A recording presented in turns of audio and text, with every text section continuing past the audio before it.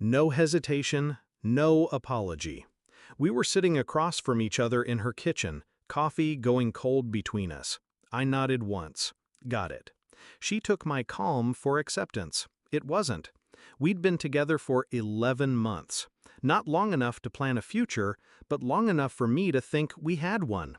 We met at a friend's rooftop party, her in a sundress, me in a wrinkled shirt from a day of work. She laughed at my dry humor. I liked her sharp edges. We fit, or so I thought. But over time, she started making comments. Not cruel, just cutting in that harmless way. Jokes about my style, about how I wasn't her type, about the magnetism other guys had. It didn't bother me, not at first, until it became the only thing she said about me. When she ended it with that line, "not attracted to guys like you," she didn't mean she wasn't attracted to me anymore. She meant she never had been. That was the sting. I didn't argue. I didn't ask her to reconsider. I left with my keys and my pride, and a seed of an idea. Her roommate, Lily, was the kind of woman people noticed without her trying. Tall, effortless, the kind of presence that drew eyes in a room without a word. We'd met maybe twice. Polite hellos, shared jokes over wine in the living room when my girlfriend was late getting ready. Nothing beyond that. But I remembered one thing, the way she'd watched me when I spoke.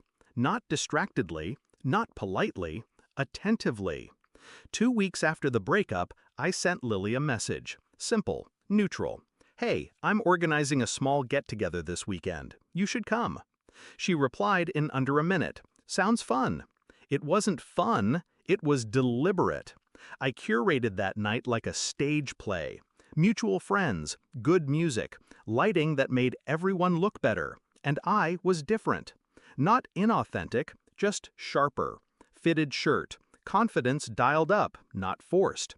When Lily arrived, I gave her my full attention.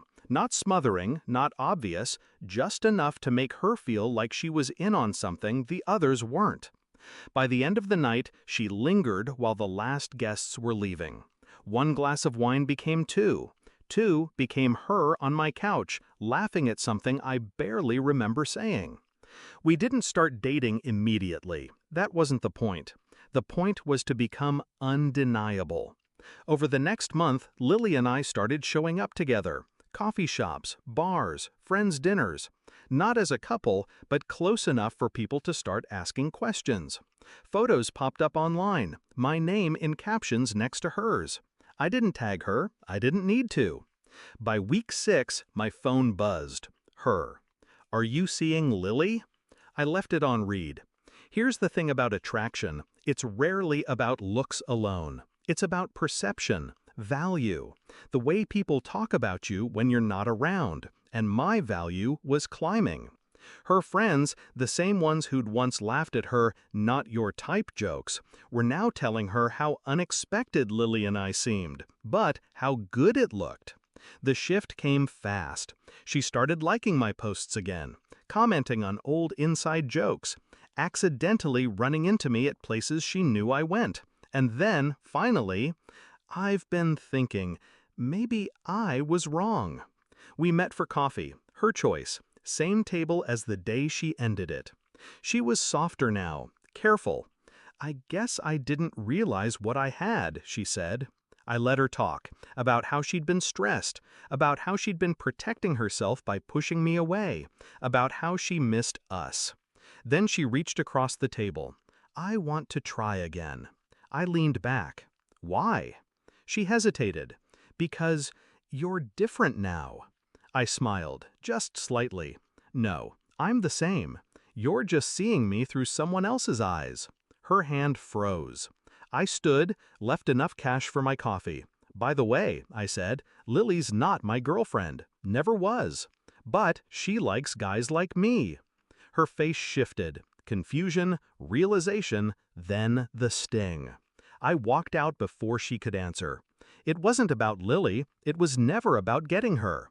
It was about showing her that her approval had never defined my worth, and that once she saw others value me, she'd realize too late what she'd thrown away. People think revenge is loud. It isn't. It's the quiet click of a door closing behind you and the slow burn when they realize it won't open again. I didn't just make her want me back. I made her understand she never gets the chance.